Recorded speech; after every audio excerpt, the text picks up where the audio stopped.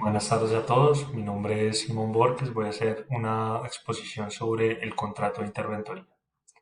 Para dar inicio a esta exposición, lo primero que hay que precisar es el marco legal del contrato de interventoría. El contrato de interventoría no es un contrato típico o que esté plenamente regulado en nuestra legislación. Nuestra legislación simplemente hace menciones en distintas normas, por ejemplo en la Ley 80 de 1993, en la Ley 1150, en el Estatuto Anticorrupción, a la actividad de interventoría puntualmente. Y en ese sentido, simplemente para hacer una breve referencia, por ejemplo, en el artículo 32 de la Ley 80 se establece en el inciso segundo, el numeral primero, referente a los contratos de obra, que en aquellos contratos de obra que hayan sido celebrados como resultado de un proceso de licitación o concurso público, la interventoría, y si hace referencia al término, deberá ser contratada por una persona independiente de la entidad contratante y del contratista. De igual forma, en el numeral segundo del mismo artículo, en lo que se refiere al contrato de consultoría, también señala que serán contratos de consultoría los que tienen por objeto la interventoría, vuelve a hacer mención al concepto, la asesoría, gerencia de obra o de proyectos, dirección, programación, ejecución de diseños, planos,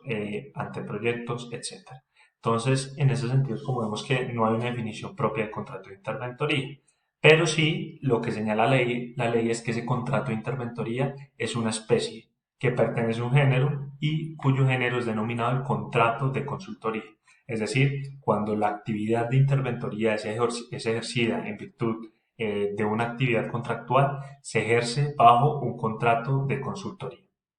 Así, la jurisprudencia del Consejo de Estado ha definido el contrato de interventoría como aquel que tiene por objeto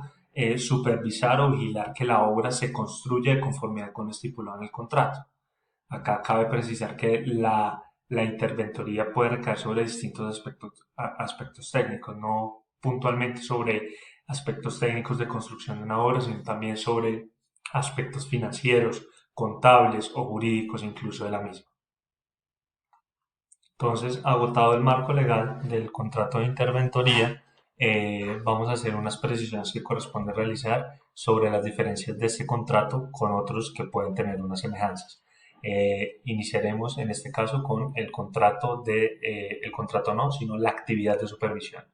Hay marcadas semejanzas, pero no son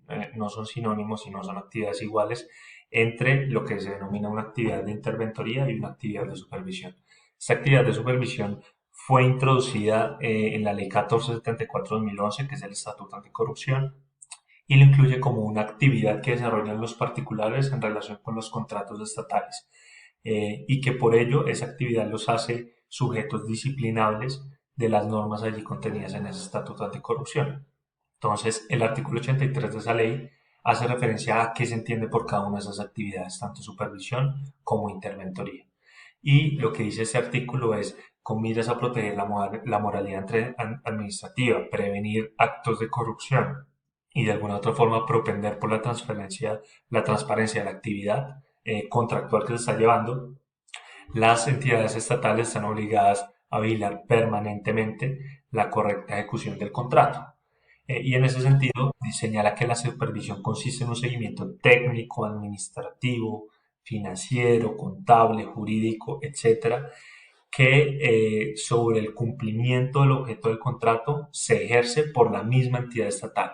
cuando no se requieren conocimientos especializados. Entonces, para esa labor de supervisión, dice el mismo artículo que la entidad estatal podrá contratar personal de apoyo a través de contratos de prestación de servicios. Entonces, ahí ya se marcan dos diferencias. Primero, el requisito de que no es necesario para ejercer la supervisión conocimientos especializados. Y segundo, la vinculación de personal que ejerza esa supervisión eh, se podrá hacer a través de un contrato de prestación de servicios. Por otro lado, el mismo artículo define la actividad de interventoría y hace referencia a que es aquella actividad que consiste en un seguimiento técnico sobre el cumplimiento del contrato que realiza una persona, bien sea natural o jurídica, contratada para tal fin por la entidad estatal. Cuando ese seguimiento del contrato suponga un conocimiento especializado en la materia, bien sea porque la complejidad del proyecto la merita, la extensión del proyecto la merita. Entonces, cuando cuando la entidad lo encuentre justificado y acorde con la naturaleza de ese contrato principal sobre el cual se ejerce la vigilancia, podrá contratar ese seguimiento administrativo, jurídico, técnico, financiero, contable, etcétera, que requiere ese rigor y esa precisión bajo una actividad de interventoría que estaría marcada específicamente bajo un contrato de consultoría. Y lo que dispone finalmente ese artículo es que no podrán ser concurrentes las actividades de supervisión y de interventoría.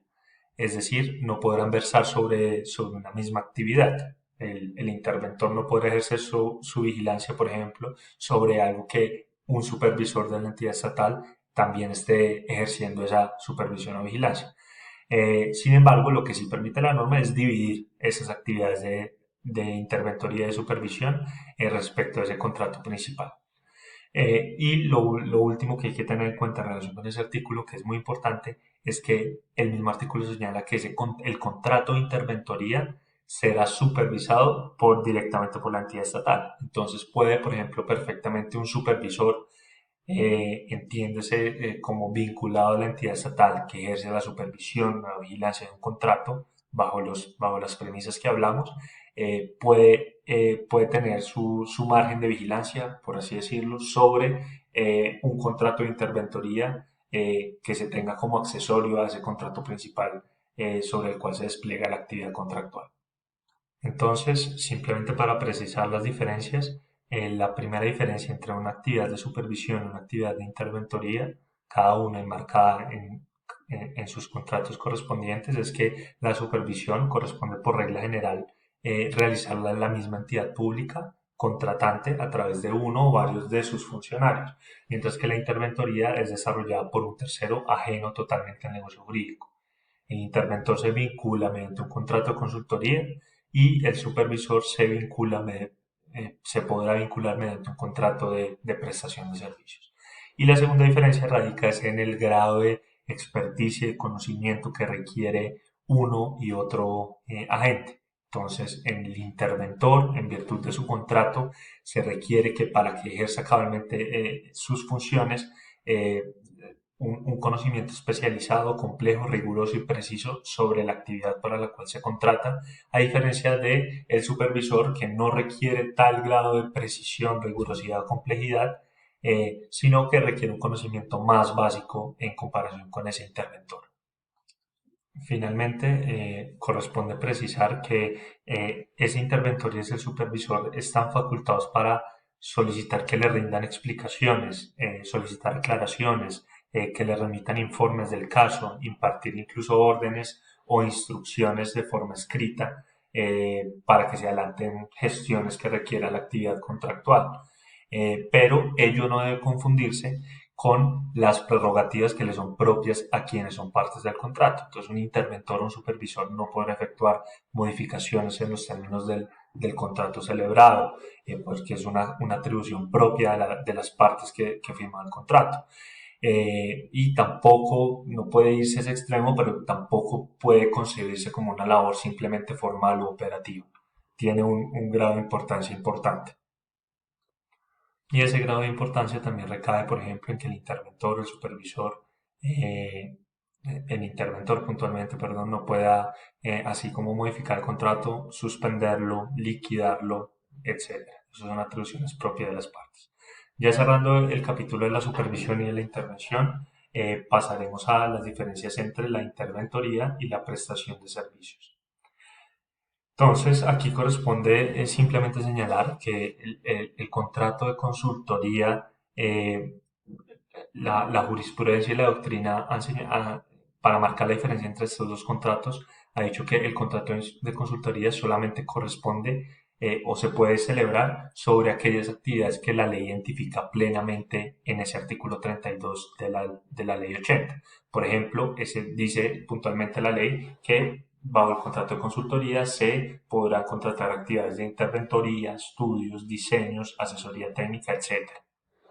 Entonces, si el objeto del contrato no corresponde a alguna de esas actividades allí citadas, pero guarda relación con actividades relacionadas con el funcionamiento de la entidad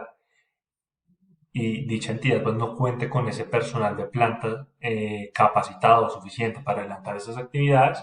entonces bajo ese último escenario se podrá suscribir un contrato de prestación de servicios. Adicionalmente, se ha dicho que el contrato de consultoría no se puede, no goza o no se pueden incluir allí cláusulas exorbitantes, a diferencia de lo que ocurre con el contrato de prestación de servicios. Y finalmente también se ha puesto una diferencia en cuanto a que en el contrato de consultoría, cuyo objeto es la interventoría, estamos hablando de consultoría, cuyo objeto es la interventoría, los proponentes deben estar previamente registrados en el registro único de proponentes, eh, para poder participar y eventualmente ser seleccionados, y quedar como contratistas de esa labor. Pero, a diferencia de lo que ocurre con el contrato de prestación de servicios, no deben estar afiliados a un régimen de seguridad social en pensiones y salud, como si deben gozar quienes celebran dicho contrato de prestación de servicios. Ahora bien, hechas estas precisiones, vamos a pasar a exponer el tema de la modalidad de selección de ese interventor bajo ese contrato de consultoría. Entonces, las normas que se ven en pantalla corresponden a las normas que regulan ese proceso de selección del interventor. eh, digamos que bajo ese contrato de consultoría, el mismo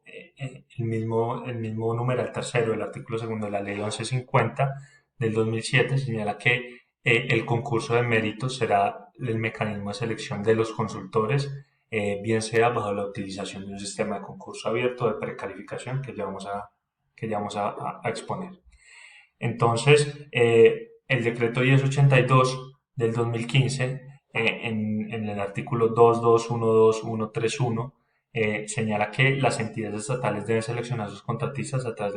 del concurso de méritos para la prestación de servicios de consultoría, de los que trata el numeral segundo del artículo 32 de la ley 80, y para proyectos de arquitectura. El proceso de selección para proyectos de arquitectura tiene unas normas contenidas en los artículos siguientes, específicas, y que lo diferencian de estas normas generales que vamos a ver.